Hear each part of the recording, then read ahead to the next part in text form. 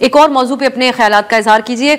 हुकूमत ने एक अथॉरिटी कायम की है पीका के तहत, अब उसके ऊपर एतराज तो है सहाफती तंजीमों का। इस अथॉरिटी के 9 मेंबरान होंगे, तमाम हुकूमत की तरफ से लगाए जाएंगे, फिर 3 साल कैद तक की सजाएं हैं इसमें जुर्माने के साथ।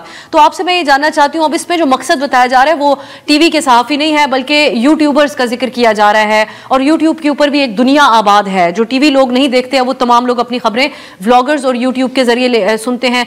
कुछ बहुत प्रोफेशनल हमारे कॉलीग्स वहाँ बैठे हैं, कुछ बहुत ज़्यादा क्यासराई जो है वहाँ से क्रिएट करते हैं, सो उसकी बेसिस पे बात करते हैं। ये आपकी नज़र में हुकूमत की क्या आपको इसके पीछे इंटेंशन नज़र आती है? देखिए, हुकूमत किसी की भी और दुनिया में कहीं पे भी हो, उसको कोई भी डिसेंटिंग जो वॉइस होती है वो अच्छी नहीं लगती, चाहे वो मगरिब में हो, चाहे वो पाकिस्तान में हो या किसी और जगह पे हो। आप कुछ अर्सा पीछे चले जाएं, मौजूदा हुकूमत के दोस्त जब पाकिस्तान तहरीक इंसाफ के दौर में कानून साजी हो रही थी तो वो आके सहाफ़ियों के साथ बैठते थे और उस वक्त तहरीक इंसाफ वाले बताते थे कि कितना ज़रूरी है कि इस चीज़ को हम रेगुलराइज करें या कोई रेगुलेशन लेके आएँ। अब वही बयानिया आपको ये इस हुकूमत की तरफ से नज़र आता है। मेरे ख्याल में मसला यहाँ पे फेक न्यूज़ या ये सारी छोटी मोटी अलामात हैं, ये कोई इतना बड़ा इशू नहीं है कि इसके लिए आप कोई रोज कानून साजी करें। असल जो मामलात हैं यहाँ पे, जिस किस्म के हालात हैं, अगर आप उनमें तब्दीली लेके आएंगे तो ये चीजें खुद ब खुद खत्म हो जाएंगी। अब फेक न्यूज क्या है, क्यों कौन सी बात जो है वो झूठ है, गलत है, ये तो देखें ना एक बड़ी बहस तलब चीज है। रोज आपको और मुझे यहाँ पे वुज़रा नहीं बताते कि जनाब इतनी तरक्की होगी है, क्या वो हकीकी न्यूज है? अता तारर साहब जो इंफॉर्मेशन मिनिस्टर है, उन्होंने एक प्रेस कॉन्फ्रेंस की और बाकायदगी से हर प्रेस कॉन्फ्रेंस तमाम मीडिया जो चैनल्स हैं वो ऐसे दिखाते हैं कि जैसे जो है वो स्वाब है, और उसमें उन्होंने दावा किया कि तहरीक इंसाफ के ऊपर हम पाबंदी लगा रहे हैं। क्या वो फेक न्यूज थी? इसी तरह माजी में जो है वो मियां साहब के ऊपर किस किस्म के इल्जामात लगते रहे, अब किसी और पे किस किस्म के हुकूमत वाले लगाते हैं। तो यहाँ पे फेक न्यूज अनफॉर्चुनेटली ओरिजिनेट ही होती है हुकूमत के लेवल पे। जो मतीउल्लाह जान पे FIR हुई, क्या वो हकाइक पे मबनी है? जो माजी में किसी पे बकरी चोरी का, किसी पे गद्दारी का, किसी पे किस चीज का इल्जाम लगता है हुकूमत की तरफ से FIR होती है, क्या वो हकीकी न्यूज पे मबनी होता है? तो मेरे ख्याल में ये जो असल मसाइल हैं उनकी तरफ तवज्जो दें, उनको हल करें, इन चीजों से बाहर निकलें। ये इससे मसाइल हल नहीं होंगे, चीजों को दबाने से मसला हल नहीं होता, मसला हल करने से हल होता है। चलें अतहर, आपका बहुत शुक्रिया। आप दीगर 2 मेहमानों की तरफ यही मौजू।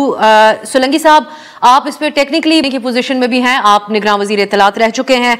हमें हर बार एक यही हरबा नजर आता है, 3-4 बार कोशिशें कम अज कम इस दौर के अंदर भी की गई हैं कि सोशल मीडिया का क्या करना है। अब ये एक चैलेंज तो है पूरी दुनिया के लिए भी, लेकिन हम जवाब वही देते हैं जो इमरान खान के दौर में पीका के हवाले से दिए गए कि यहाँ पे चाइल्ड पोर्नोग्राफी है, इसके अलावा मजहबी इंतहा पसंदी का, ब्लास्फेमी के इल्जाम लगाने का था, तारर ने आज जिक्र किया, हेट स्पीच और दीगर मामलात। सो अब आपकी नजर में दूसरी तरफ हम देखते हैं इस कानून के तहत किसी भी मेंबर असेंबली, कौमी या सूबाई, आर्म्ड फोर्सेस के कोई लोग, जजेस या फिर इनके ऊपर अगर बहतान लगाया जाता है, एस्पर्जन्स का लफ्ज अंग्रेजी में इस्तेमाल किया जाता है, तो ये काबिल गिरफ्त होगा। अब एक शख्स अगर डिजिटल मीडिया के जरिए अपनी सहाफत कर रहा है तो वो तारीफी कलमात कह के मुस्बत रिपोर्टिंग तो कर नहीं सकता। इन तमाम जो पॉलिटिशियंस हो या फिर इदारा जाती अगर कोई बात हो रही हो, सो ये क्या हुकूमत इससे क्या करना जा रही है? हर बार काउंटर प्रोडक्टिव साबित हुआ, इस बार क्या फायदा होगा? सहाफती तंजीमें अलबत्ता नाराज हैं। देखें, जो पहली बात है वो ये है कि ये जो बिल है इसको मैंने गौर से नहीं पढ़ा, और जिस तरीके की अथॉरिटी बन रही है उसको भी मैंने बहुत गौर से नहीं देखा। इसलिए मैं बहुत वजाहत के साथ कहने की पोजीशन में नहीं हूं, लेकिन मैं ये जरूर समझता हूं कि हर चीज के लिए एक रेगुलेटरी फ्रेमवर्क होता है।